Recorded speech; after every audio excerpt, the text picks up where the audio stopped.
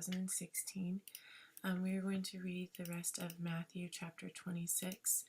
It was a long chapter, so I just wanted to make sure that I got it completely finished and clear and communicative. So we're going to read, let's see,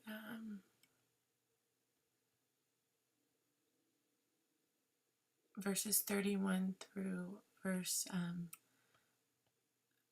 74. So I apologize that my throat's a little raspy. I'm not feeling very good. So yes, just pray that I get better and feel good and awesome tomorrow, since Lord knows I cannot be sick right now. Alright. Okay, so just really quick though, I just wanted to show you or tell you the verse of the day is, according to BibleGateway.com, is you, Lord, are forgiving and good, abound in love to all who call to you. That's Psalms 86:5. That's the New International Version. Okay, let's see. Here we go with verses 36 here. Okay, through 74. Then Jesus went with his disciples to a place called Gethsemane. Then he said to them, "Sit here while I go over there and pray." He took Peter and 2 sons of Zebedee along with him, and he began to sorrowful and trouble. Then he said to them, "My soul is overwhelmed with sorrow to the point of death. Stay here and keep watching me."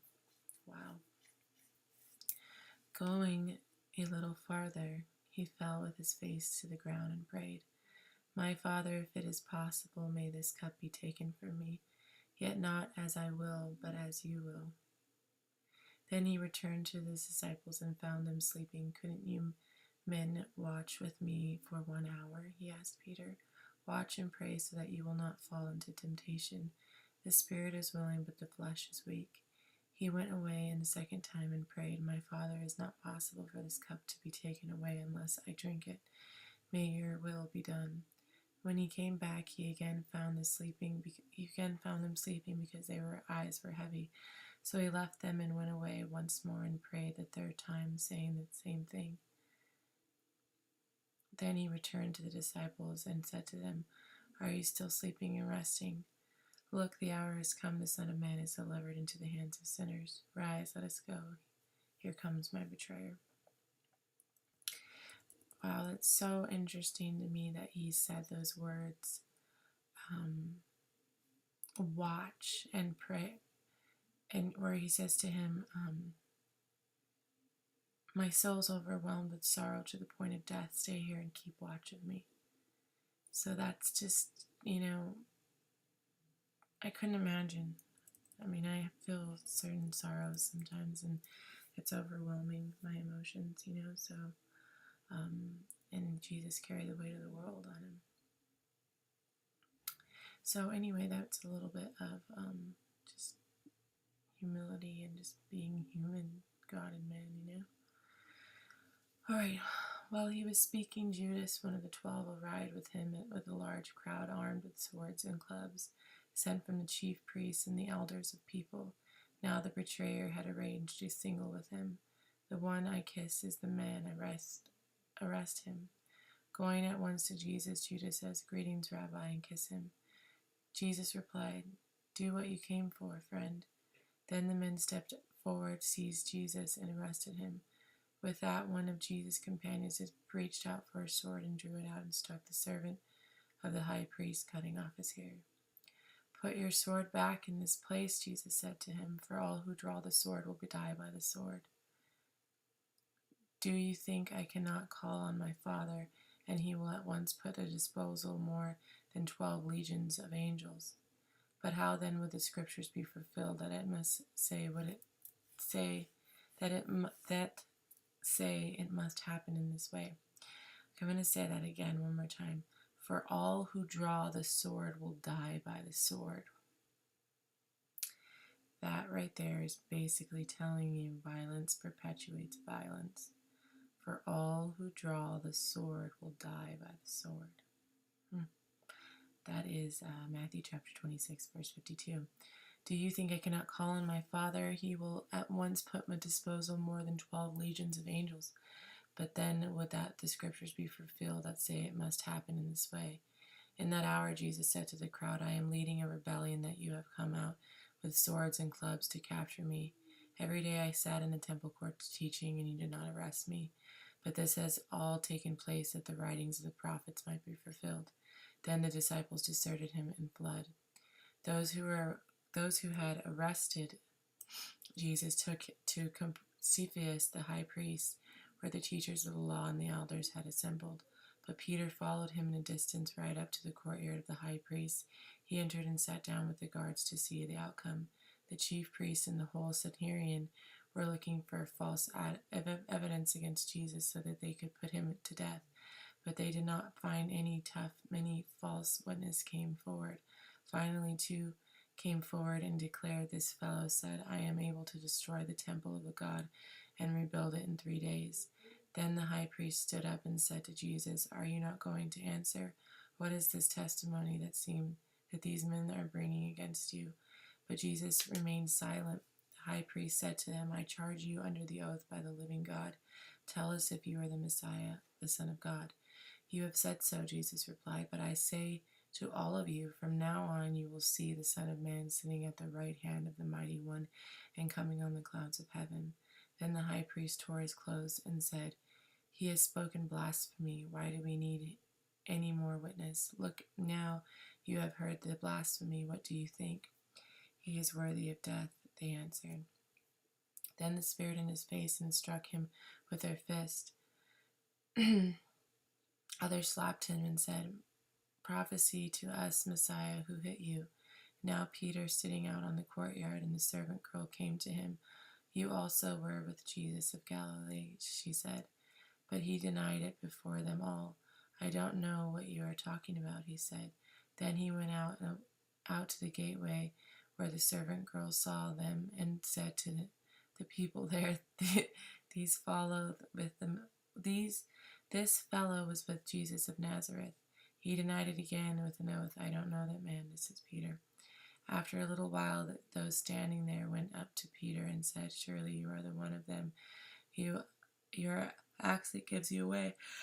Then he began to call down curses, and he swore to them, I don't know that man. Immediately the rooster crowed, and Peter remembered the word Jesus had spoken. Before the rooster crows, you will disown me 3 times. And he went outside and wept bitterly. That's very, very, very intense chapter. A lot of things are happening towards when Jesus is crucified, ultimately to his crucifixion and murder. And I think what we can all kind of get from this is that, number one, Jesus did not believe in war, and he did not believe in violence. He believed in peace, but he also believed in truth. And sometimes truth makes people aggravated, and it makes them want to fight. But he knows that, and this is why it says, wide is the path to hell, and narrow is the path to heaven. That it is not easy to be a Christian. It is not easy to carry the truth. It is not easy to tell people what they're doing is wrong. It is not easy to be a representative of Jesus because people do not want to be told what they're doing is wrong. And, I think that also comes up to understanding, a lot of people say Christians are judgmental and this, that, and the other, and it's true, you can be. Sometimes you take the position of God, and I think that it's misunderstood a lot of times, and I know people take it to their advantage, but when you love something so much and you know that that person is doing something wrong and it's ultimately going to hurt them, there's no way to not offend somebody at a certain level, because it is offensive when you're in the dark and you're living in the dark and something of light comes and tells you it's offensive. You don't want to be shown. you don't want to be exposed to that, so then you get deemed judgmental or this, that, and the other, and you have to be very careful about that, and you have to say, these are not my words, these are God's words, and I tell you these things because I love you. And this is what Jesus tried to say, I tell you these things because I love you, he created you. So secondly, just because your sin looks different, just because my sin looks different than your sin doesn't mean it's not sin, it's all sin.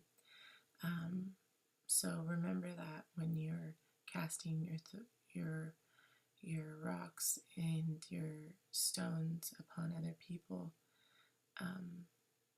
Jesus said, love thy neighbor, So if you truly do love your neighbor, then there's no way where you can talk down to them or act like you are better than them. Just realize that you lead by example, and you show them the love of God. You think that it was easy for, that's why God said, like, if I really wanted to, I would send legions of angels, but this is not what it's about, and he tried to say that many times. So hopefully you guys got something out of that. I know I did.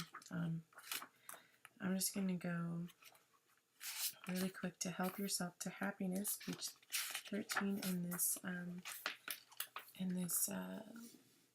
poems. Everybody everywhere seeks happiness, it's true, but finding it, keeping it, seems difficult to do. Difficult because we think that happiness is found only in the places where wealth and fame abound.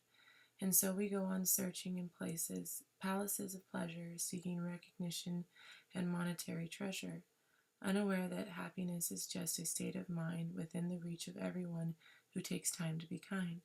For in making others happy, we will be happy too. For the happiness you give away returns to shine on you. It's beautiful. Just reading that just made me so much uplifted and better and feeling good. So hopefully you do the same thing for you. We will be seeing you tomorrow, and have a good and blessed evening.